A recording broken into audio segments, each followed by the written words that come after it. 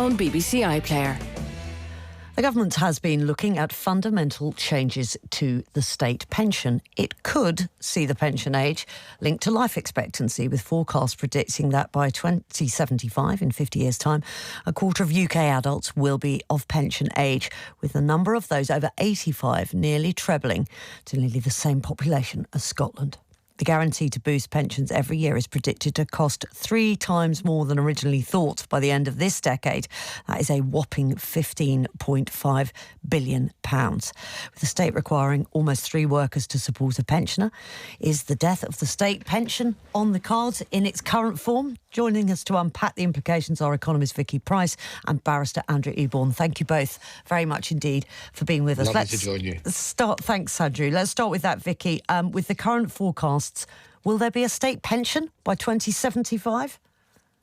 It's a very good question. It is going to cost an awful lot of money, of course, to support the increasing number of pensioners. So the question is, how do you make up for that likely problem that you're going to have? And one of the ways of doing it is indeed to increase the pension age and carry on increasing it. And also, I think probably, even though it's supposed to be linked to how long one can live, there's no guarantee that life expectancy is necessarily going to be going up. So what the government is trying to do right now is bring perhaps the next increase from 67, which is going to be happening in the next couple of years, to 68, much, much earlier than had been anticipated, despite the fact that for the moment, at any rate, we haven't quite seen that type of increase in life expectancy happen. So they think that that's going to reduce some of the costs, because basically you have to work for longer before you get any of your benefits. But whether that is sustainable in the longer term is a big question. What are the unintended consequences of raising the pension age, Vicky?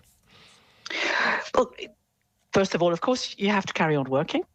Also, what they're doing is they will be increasing in line the age from which you can, in fact, draw down any pensions you've got. So if you have sort of private pensions, you can start now doing so, or you were able at 55, now it's 57, it's going up to that, and then it will be later. It means that quite a lot of people who perhaps are not going to be employed are going to fall into the bracket of being unemployed and poor before they can actually draw the state pension. So they'll need other benefits. Real worry. They'll need other benefits then, won't they? Exactly. And that is going to be a drain on resources. But of course, those benefits are not fantastic. So we're going to have loads and loads of poor pensioners. And it's very few countries which are really good at employing the over 65s, for example. And that is, in places like Japan, which has got a serious population decline that is facing. But in other countries, in most countries, including the UK, we're pretty poor at hiring older people. So the question is, will they be employed, or will there just be poor people in the middle, in between employment and pension, actually not doing very well at all? I think, Andrew, there'll be quite a lot of people listening to this programme this morning thinking to themselves, I don't necessarily want to work past 65. I have paid my national insurance.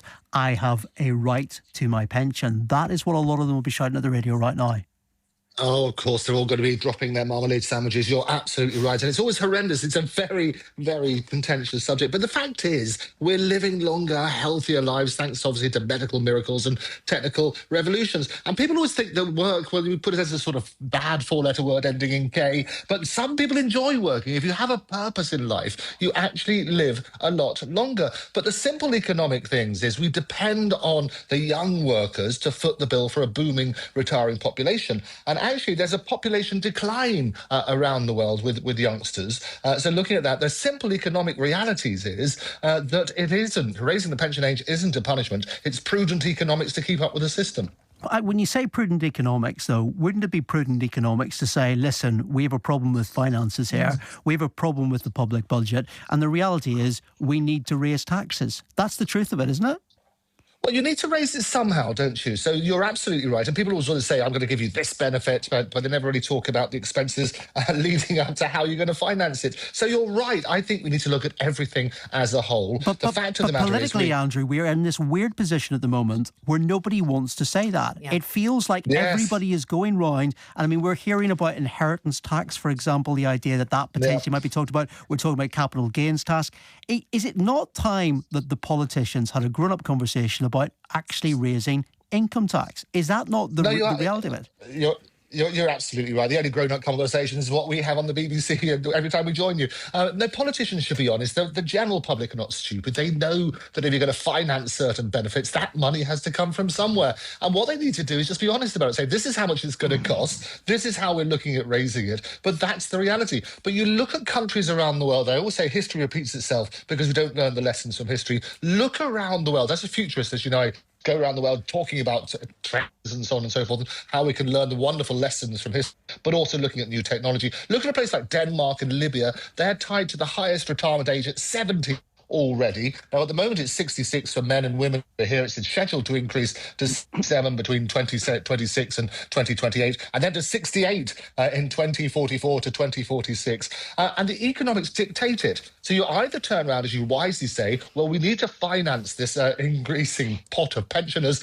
How are we going to do it? We're either going to raise taxes or we're going to have to make people work longer. But I go back to my general point is that having a purpose in life is important. Work is not horrible. I love doing what I do, appearing with you and various other people as well, more platforms than Paddington. And having that sort of side has got to be good as well. It's a raising life expectancy. You've got financial stability in the pension system needs to be looked at, but also talking about productivity and economic growth. As the older generation encourages people to stay in the workforce longer, they're also contributing, obviously, to the economic output through taxes and skills.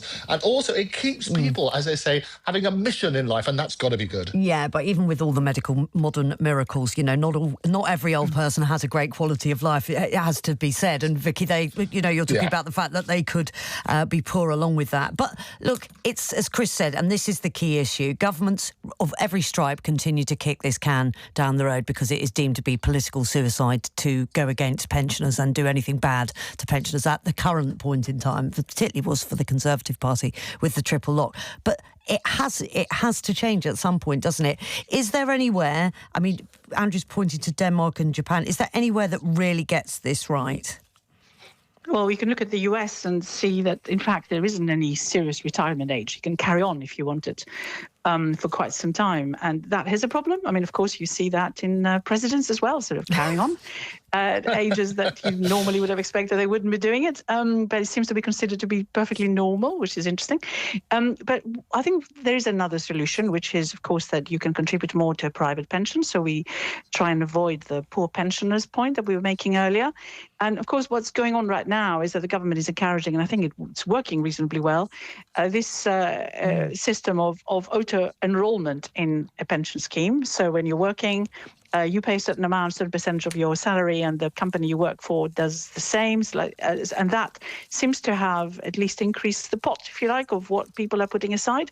The real issue is, though, of course, young people coming into the jobs market, not getting paid very much, looking at what the cost of all this is, probably being a little bit resentful. And also they have absolutely no idea whether what they're paying now is going to give them any certainty of having a reasonable retirement period. So that is the real concern. Can you use the private sector and can you use it effectively? Great to have you both with us, Vicky Pryce and Andrew Eborn.